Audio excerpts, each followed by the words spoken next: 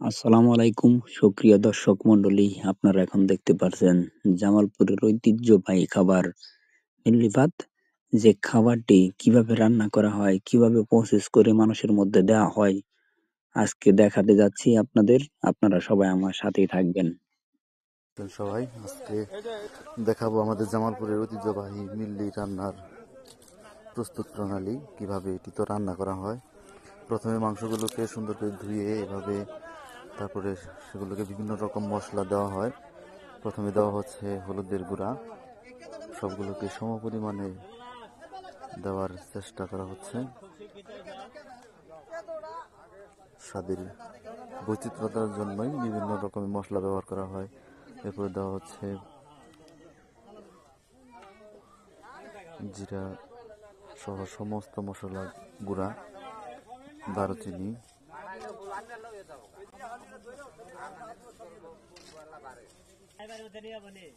সাদা এলাচ, কালো এলাচ,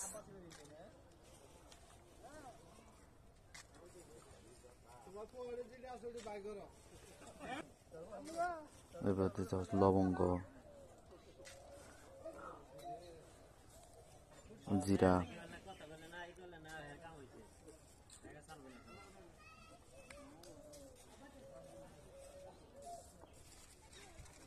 তেজপাতা,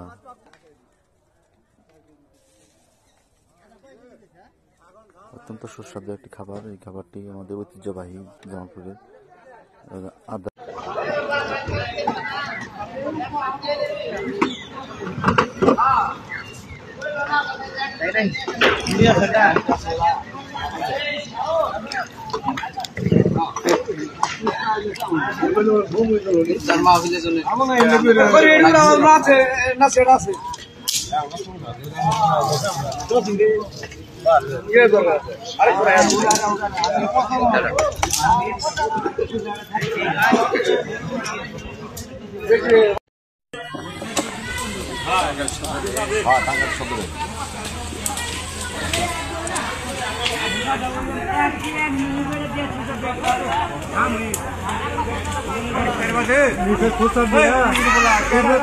ভিতরে গেল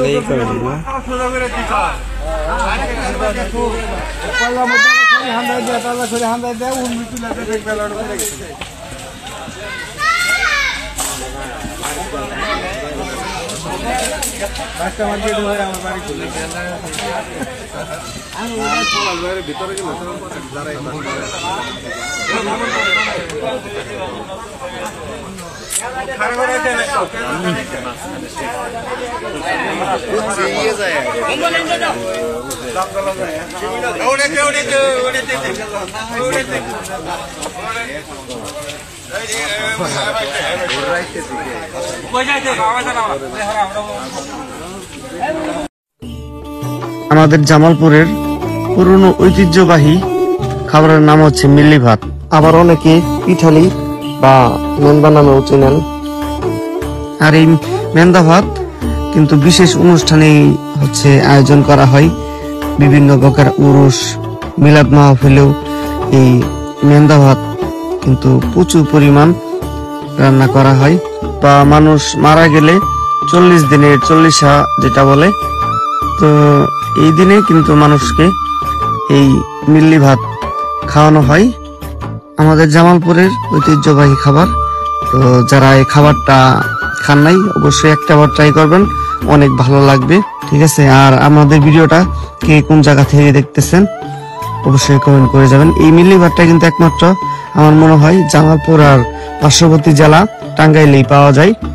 তো অবশ্যই একটাবার ট্রাই করবেন। এই মেন্দাতে ব্যবহৃত উপাদানগুলো আমি বলে দিচ্ছি: চাউলের গুঁড়া এবং গরুর মাংস, আবার অনেকেই মহিষের মাংস কিন্তু এখানে ব্যবহার করেন। আর বিভিন্ন প্রকার মশলা দিয়েই কিন্তু এই মেন্দাটা তৈরি করা হয়, সাথে ভাত।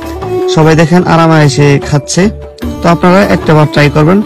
আর এই মেন্দা খেতে হলে অবশ্যই আমাদের জামালপুরে আসবেন। আপনাদের প্রত্যেকেরই আমাদের জামালপুর আসার দাওয়াত রইল। আর এই মেন্দাটা কিন্তু আপনারা জামালপুরের বিভিন্ন জায়গায় বিভিন্ন রেস্টুরেন্টেও আপনারা পেয়ে যাবেন। অবশ্যই একটাবার ট্রাই করবেন। তো আজকের মতো ভিডিও এই পর্যন্তই। ভিডিওটা ভালো লাগলে অবশ্যই ভিডিওটা শেয়ার করে দিবেন। সবাই ভালো থাকবেন, ধন্যবাদ সবাইকে।